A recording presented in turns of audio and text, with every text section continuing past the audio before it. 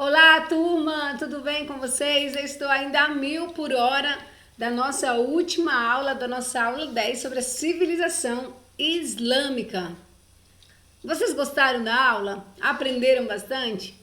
Ok, então essa será a nossa aula 11 da semana 10, da sequência didática 3, que trata da civilização islâmica. Eu espero muito sinceramente que vocês tenham curtido. Eu curti bastante a nossa aula, curti bastante que vocês ministrar essa aula para vocês, tá? Eu adoro esses temas, eu acho super interessantes, porque nos ajuda a perceber os outros, né, a partir dos valores que eles trazem. E é isso aí. O que nos espera na aula de hoje sobre o mundo islâmico? Tá aí, esse é a bandeira, né, do islamismo. Nós não vamos falar dela porque não há necessidade de entrar em detalhes tão minuciosos, mas falaremos sobre a volta do profeta para Meca. Você já sabe o nome que nasceu, né, que deu, como que esse nome, essa volta fez surgir, que movimento, os fundamentos do islamismo. Vamos falar de Hadith, do Corão, dos califas, dos xiitas e sunitas. Esses nomes vocês veem bastante na internet, tá? E é isso aí. Bom, então vocês se recordam que Maomé, ele tinha sido expulso. Quando ele é expulso, ele lembra que ele era o zelador do templo politeísta chamado Kaaba. E aí ele tem um encontro, só retomando a matéria, né? Ele vai ter um encontro com o arcanjo vai dar os princípios, os pontos centrais ali da religião, vai falar da crença num Deus único, e o nome desse Deus no mundo árabe é Alá. Então Maomé vai pregar em Meca, ele causa insatisfação para os coraixitas, que eram os comerciantes, os caras donos de La Plata. Esses caras, eles ficaram incomodados com a pregação de Maomé, tendo em vista que eles sobreviviam do comércio ali, eles faziam grana, né, do comércio e da visitação das muitas pessoas aos muitos deuses presentes na Kaaba. E isso não causou muita felicidade a eles. Então eles expulsaram Maomé para Medina. Essa expulsão foi chamada de hégira, ou seja, em árabe, fuga. Só que Maomé fica lá 8 anos e volta. Quando ele volta, ele não volta sozinho. Ele não volta triste e abatido. Estava magoado, mas ele não volta triste e abatido. Ele volta com cerca de 10.000 homens e ele marcha. Como é o nome? Aí eu quero que você responda no chat agora, eu vou acompanhar, galera. Qual o nome que no islamismo é chamado esse retorno de Maomé, né? Essa guerra que ele vai estabelecer com os caras que estavam na Kaaba. Isso é chamado de quê?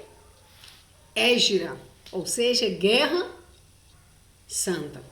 E essa hégira, né? Desculpa, eu vou chamada de jihad, desculpa, hégira não, essa jihad, que é a guerra santa, essa volta de Maomé e o estabelecimento da jihad, né? Vai marcar o início do islamismo. Então ele volta e toma ali, e vai tomar aquela cidade, consequentemente o templo. É importante lembrar que as pessoas ali em torno vão jurar fidelidade ao profeta e obediência aos princípios por ele assinados. Foi voluntário, professora? Não. Não foi assim voluntário, não. Olha só o que acontece. A condição, né? Porque ele veio armado, ele veio com 10.000 homens. A condição seria ou a conversão das pessoas ao islamismo, em troca da preservação dos bens materiais dos que não resistissem ao seu domínio. Aqui ou vai, né? Então a população acaba aceitando, abre aspas, voluntariamente, tá? É importante lembrar que Maomé, ele além de ser uma figura importante no islamismo, agora falando muito sério, é Maomé que vai criar os estados, né? Esse conceito de Estado árabe politicamente organizado, como nós temos na Europa ou como nós tínhamos no Oriente, a partir do Império bizantino, essa concepção de Estado organizado e tendo um chefe político, foi Maomé quem fez. Maomé foi o responsável por essa organização e pela criação, olha, ó, criação do Estado árabe, esse Estado político, que tem uma figura religiosa. Ok, professor, então aqui eu já entendi tudo. Alá, né? Então vejam só, já entendi que essa religião vai surgir no século VII, perfeito, na a Península Arábica, muito bem, que Maomé vai ser o cara responsável por isso, ok? Que essa religião tem pontos em comum com o cristianismo e o judaísmo, perfeito, e ela também será monoteísta, ou seja, aceitará a crença apenas em um único Deus, que para eles é Alá. Então vamos lá, no judaísmo, se recordam que Maomé, ele era beduíno? Se recordam que ele era beduíno é o mesmo que nômade, que ele era nômade? Se recorda que ele também fazia comércio com os coraixitas? Ok. Essas rotas comerciais feitas por Maomé serviu para que ele tivesse contato com povos cristãos e com povos judeus. Então essas influências presentes no judaísmo, no islamismo, ela vem desse contato que Maomé teve com judeus e cristãos do século VII, do século 8, 600, século 7. Então veja só, então esse contato serviu para incorporar, né, ao islamismo elementos da religião cristã, do judaísmo e do cristianismo na época católica. Então, do judaísmo, que traços do judaísmo estão presentes no islamismo? A crença em Deus único, Javé para o judaísmo, Alá para os muçulmanos. 2. A figura do profeta, no caso dos judeus, Abraão, e no islamismo, Maomé. Então, Maomé para os islâmicos é tão importante quanto Abraão para os judeus. Terceiro ponto, a proibição de adoração de imagem, e o quarto ponto em comum é a proibição de ingestão, né, de comer carne de porco. Os judeus são proibidos pela lei judaica de comerem carne de porco, e esses 4 pontos da religião judaica estão presentes no islamismo. Do cristianismo, o que ele herdou? A crença no juízo final e na ressurreição do corpo, assim como na presença de anjos. Esses elementos estão presentes no cristianismo e foi incorporado ao islamismo. E o que as 3 religiões têm em comum? A importância dada a personagens como Abraão, Moisés e o próprio Jesus Cristo. Claro, turminha, muito legal, né? Os muçulmanos também possuem um livro sagrado. Qual é o livro sagrado? Corão, ou também chamado de Alcorão, que significa leitura ou recitação. Foi nesse livro, assim como a Bíblia, para os cristãos, que foram neles registrados os ensinamentos do profeta ao longo de toda a sua vida. Segundo Maomé, o Corão não apresentava uma nova religião, mas apenas registrava os princípios divinos que para ele haviam sido modificados por judeus e cristãos. É como se Maomé fizesse uma reescritura do que ele julgou divino e que os judeus e cristãos perderam ou deixaram de divinizar. Entenderam? Maomé se vê como esse indivíduo conciliador, tentando corrigir no islamismo as falhas que ele percebia no islamismo, no cristianismo e no judaísmo. Tá ficando claro? Conversa com a professora, abre teu coração para mim, né? O que está passando, né? Você consegue compreender o que a professora está dizendo, turminha? O aluno tentou me ensinar o legalzinho, eu não aprendi. Acho que foi o Matheus, não aprendi não. Fazer o legalzinho. Ele disse, copia, professora, mas eu copiei e apareceu, foi um link. Me ajuda, aluno, eu não consigo dar o legalzinho para vocês. Então, tá bom. Vamos lá. E aí, nós vamos ter um detalhe. Nós vamos ter, confesso que esses slides estão show, gente, olha esse fundo. Então, nós vamos ter, dentro dessa religião, 2 livros importantes. O Corão e o Hadith. Hadith, Maomé morre, 632, e ele não consegue registrar no Alcorão tudo que ele precisava sobre todos os temas, de modo que tudo que a pessoa humana fosse precisar na sua vida estivesse registrado ali. Ele não consegue. Mas aí, quando ele morre, algumas questões passaram a ser definidas com base na tradição. E aí, esses valores com base na tradição, foram registrados em um livro chamado Hadith. Esse livro contém os ditos, né, os dizeres do profeta, as ações do profeta, como se fosse um diário de bordo, trazendo em palavras bem simples para vocês. Esse Hadith é como se fosse um diário de bordo de Maomé e vai se tornar o segundo livro mais importante da religião islâmica, né? Da religião muçulmana. E aí no Hadith constam neles temas como família, casamento e inclusive herança.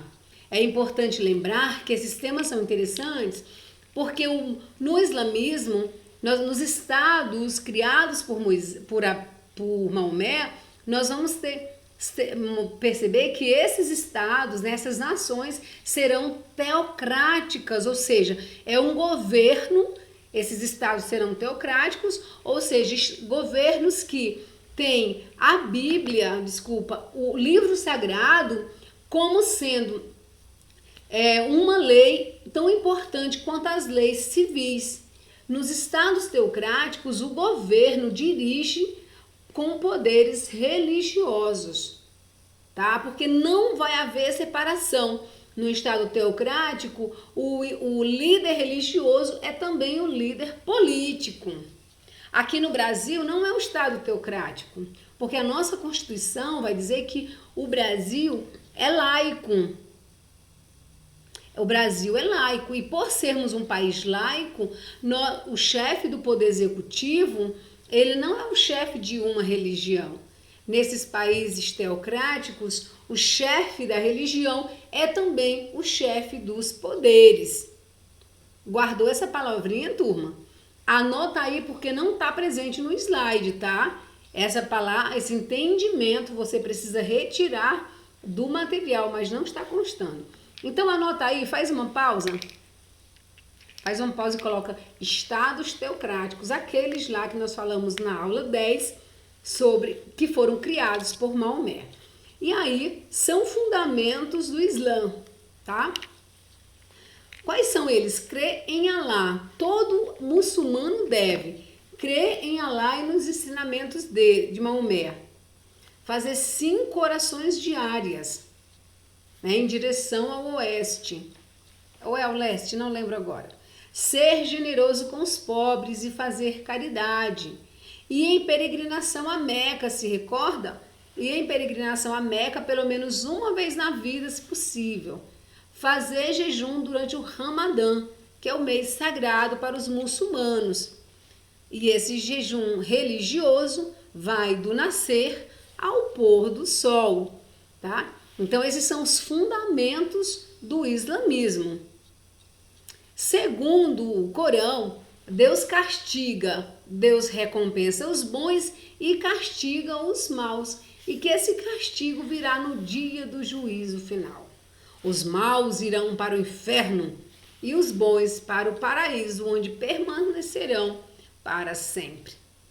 Ok, ainda há outras normas que orientam a vida dos muçulmanos. Como assim? Existem outras proibições, como não comer carne, consumir bebidas alcoólicas e praticar jogos de azar. Então, além dos fundamentos básicos, existem outras regras que permeiam ali, que orientam a vida do muçulmano, tá? Do indivíduo seguidor do islamismo. E aí nós temos uma foto do Corão, tá? E é importante trazer que Maomé proibiu os muçulmanos de escravizarem outras pessoas. Porém, no século VII, os escravos que se convertiam ao islamismo eram libertos imediatamente. No entanto, a escravidão continua a existir entre os árabes. Os árabes faziam escravos. Porém, eles passavam a escravizar não muçulmanos, mas negros da África e do sul do Saara. Vai entender. Cadê a aluna que diz que é muita treta? Ela sempre esteve certa. É uma profetisa essa garota. História é muita treta. Os caras não podem escravizar os deles, mas se não está no território, vai entender a vida. E aí eu trouxe essas figuras, que são figuras atuais. Gente, esses slides são muito shows. Baixem, porque estão todos lá na página do Aula. Então, lembra, nós estamos já aí com 16 minutos de muito saber, assim, ó. O professor está dando muita informação para vocês. Só que aí vai nascer no islamismo um negócio meio danado lá. O que vai acontecer? Maomé morre. Não esquece que o cara não ressuscita. Ele morre no ano 632. E aí, professora? Ele não tem filho, homem. Ele tem uma filha chamada Fátima. E Fátima e o genro dele vai assumir. Por quê? Aí vai começar todo esse conflito no Oriente Médio. Sabia que tem origem lá na família de Maomé? Porque veja, o que vai acontecer? Maomé morre e ele não tem filho, homem. Ele conseguiu ter uma filha e Fátima se casa. Só que quando ele morre, de acordo com as regras ali presentes, claro que ele não deixou isso escrito no Corão em nenhum momento. Quem seria essa descendência? Começou então uma discussão severa ali, quem descenderia, né? Quem conduziria o islamismo? Quem seria a pessoa mais encarregada, por assim, melhor, quem estava mais gabaritado para fazer isso? Começa uma discussão. E essas disputas, desacordos, essas disputas vão gerar desacordos profundos entre os muçulmanos. E califa significa sucessor, e a discussão é quem seria o sucessor de Maomé. Os caras vão morrer, confusão, treta de família. Sim, novamente, treta de família. E essa daqui é das brabas, hein, aluna? Essa treta é grande, porque ela perdura até os dias de hoje. Essa, de todas as tretas que vocês já ouviram nas minhas aulas de história, essa é a maior. Por quê? Porque, de acordo com um grupo dos mais chegados de Maomé, quem deveria coordenar, né, ser o sucessor, seria alguém que tivesse sangue, mas ele não teve filho homem. E é uma religião patriarcal, não aceita figura feminina. Mas ele tinha um genro. E de um outro lado tinha um outro grupo que dizia, não precisa ser do sangue, não precisa ter relação de sangue com Maomé, não precisa ser descendente de sangue. Precisa ser alguém que tenha, acompanha comigo, que seja religioso, que seja reconhecido entre os irmãos islâmicos. Qualquer um desses tem direito de continuar o legado de Maomé. Aí de um lado dizer, não, tem que ter sangue para dar continuidade. Outro dizer, não, só precisa ser um religioso, não precisa ter vínculo de sangue. E aí vai surgir a divisão de dois grupos, porque Ali Abin... Qual é o nome do cara? Eu até treinei, tá, turminha? Ali Ibn Abi Talib. Caraca, sou quase uma árabe, tá vendo? Esse cara foi casado com Fátima. Fátima é o nome árabe, para os que não sabiam, tá? Não é português, é o nome árabe. Árabe, eu sei falar árabe, Fátima. Aí, show, né, galera?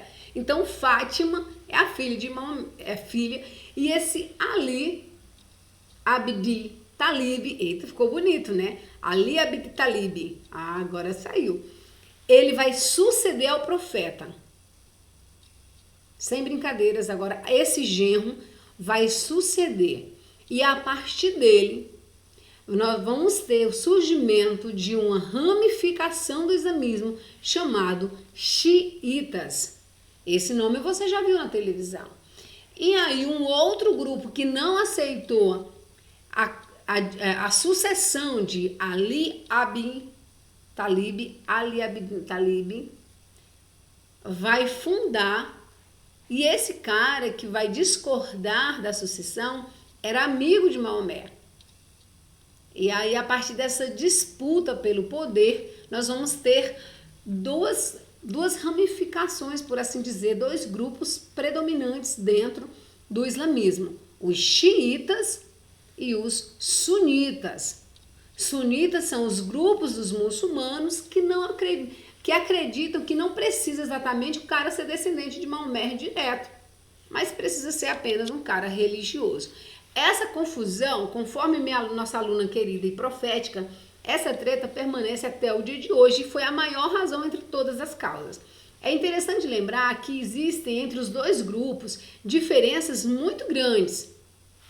Os xiitas, por exemplo, que são os descendentes de Maomé, descendentes direto, porque Fátima ele não teve filho homem, mas o genro assumiu essa figura de filho de Maomé. E tem um detalhe: Ali Ibn Talib era genro e primo, então ele tinha linhagem de sangue.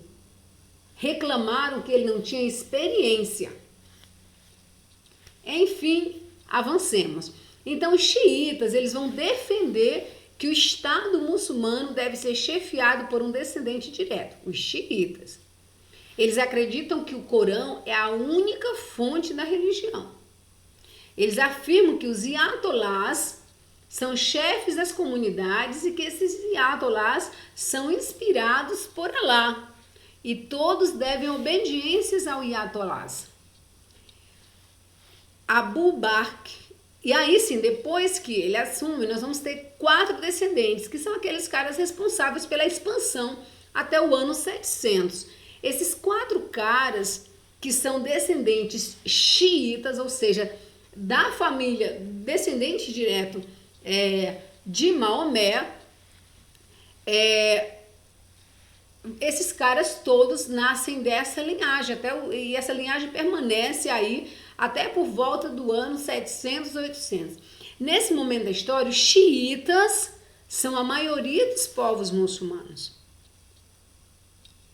Porém, vou fazer uma pausa e eu volto depois. E os sunitas? Eles vão defender os califas, ou seja, os sucessores, e ele diz que não precisa ser alguém de sangue, só precisa ser um cara honrado. Além do Corão, eles aceitam as outras normas de ensinamento religioso dentro do islamismo e que esses atos e palavras foram transmitidos pelas sunas, ou seja, registro. Tá? Então, os sunitas, eles aceitam o Corão e ou Hadith, né? Ou Sunna, quer dizer, aqueles escritos lá do próprio Maomé. Os genros dele, essa descendência xiita, fez tudo isso. Eles conquistaram toda a expansão muçulmana, se deu basicamente durante a descendência xiita. Olha só, esses califas, esses sucessores. E então os xiitas eram um número muito grande de gente. Professor, e hoje em dia, os xiitas só somam 10% do total de árabes, e estamos falando de uma multidão de 270 milhões de pessoas. Então, entre os 270 milhões de pessoas, só 10% desses são xiitas. Corre no chat agora e diz: xiita é descendente ou não de Maomé?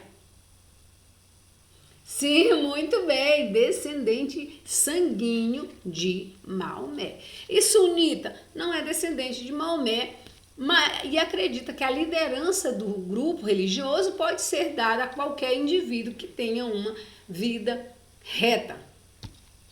90%. Outra diferença, os sunitas são 90%, o nome do líder do grupo religioso é chamado califa, e eles aceitam o Corão ou Sunna, ou essa Sunna também é o que nós chamamos de Hadith.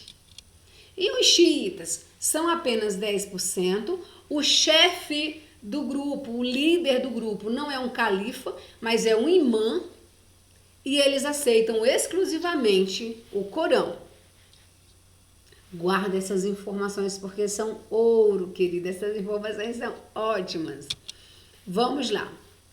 E aí eu trouxe um mapinha porque a professora que gosta. Gente, eu pesquiso muito essa fonte, então, para trazer o que há de mais precioso em informação para os melhores alunos do 7º ano. Os melhores alunos do ensino fundamental. Confessa se vocês não são. Então, veja só. Esse é o mapa, né? Aqui à nossa direita, para a gente enxergar. Professora, você disse que 90% da população árabe são sunitas, dos que confessam o islamismo? Sim, é gente demais. Estamos falando de um raio de 270 milhões de pessoas. Onde eles estão presentes? Olha só, o que está em verde mais forte são os xiitas, ou seja, os descendentes direto de Maomé. Esses caras estão presentes onde? No Irã e no Iraque. Então, o Irã e o Iraque é basicamente xiita. Ali está presente muito dessa população. E eles estão entre fogo cruzado, né?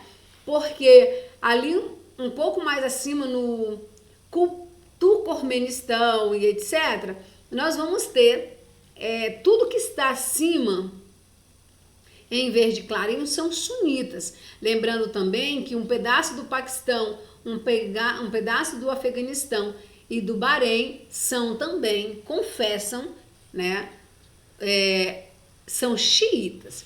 Então, não apenas no Irã e no Iraque, estão majoritariamente no Irã e no Iraque, mas uma boa parte da população de Bahrein, Afeganistão e Paquistão são também xiitas.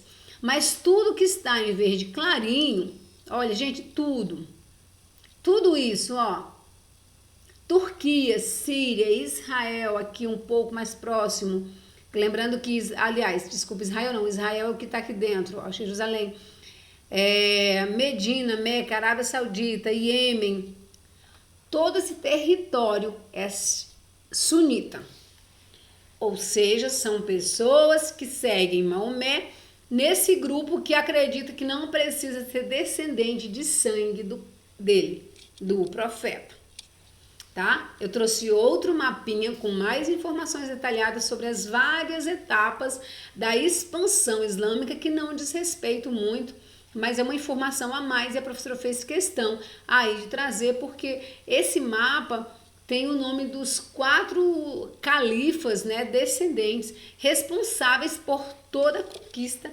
territorial. E é isso aí. Espero que você tenha curtido, porque a professora curtiu bastante a nossa aula de hoje, tá? Espero que vocês tenham gostado, que vocês tenham aprendido. É importante levar em consideração todos esses aspectos, alguns estão presentes na apostila, outros a professora pesquisou para trazer para vocês, tá? Então, o que há de mais importante que merece ser recapitulado? A turma. Interessante o negócio que eu esqueci de dizer que depois eu voltava aqui. Olha só, os xiitas, esses que nós trouxemos que moram no Iraque, Iêmen e Irã, ok, é exatamente, deixa eu ver por que eu disse que ia voltar aqui. Não, já respondi a pergunta, a mim mesma. É tipo Freud, né? De mim para mim mesmo. Mas não, já respondi. É que esse grupo religioso e ético possui um número muito pequeno de seguidores hoje. Professor, isso causa briga entre os caras? Sim. Muitas disputas. Porque eles não se entendem, eles reivindicam ainda hoje essa descendência, tá? Essa sucessão a partir de Maomé. E na foto nós temos, só para finalizar, para cravar 30 minutos, nós temos aqui esse mais idoso, é o Ayatollah, líder no Irã. Se ele é um Ayatollah, ele é o quê? Ele é xiita ou sunita? E do outro lado, né, esse mais jovem, é o príncipe Mohammed bin Salman, príncipe herdeiro da Arábia Saudita. São fotos dos dias atuais. Os caras concordam? Não. Existe guerra? Sim, por petróleo, por tudo. E, claro, respalda e resvala isso em questões religiosas, porque esses estados todos que estamos falando e mostramos no mapa são estados o quê? Democráticos? Não, são estados teocráticos, ou seja, o líder religioso, esse Oman aqui, é também líder político. O Ayatollah, nesse caso, ele não é só o chefe do grupo religioso, seja sunita ou xiita, como também é o Estado, né? É o chefe do Irã. É isso, cravamos 30 minutos de muita informação. Um beijo no coração de vocês. Fiquem em paz, se protejam, usem máscara, se possível, permaneçam em casa. Nos vemos na aula de número 3 e ainda sobre o mundo islâmico. É importante lembrar que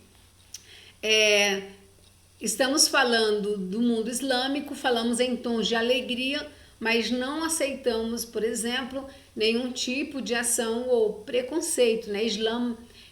Islamofobia, por exemplo. Então, cada um na sua crença, no seu jeito, são pessoas que buscaram viver dessa maneira, tá? Então, é isso aí. Nos vemos com muita alegria, sempre com muita alegria, porque a vida é muito breve e muito gostosa de viver. Na próxima aula. Beijo, tchau!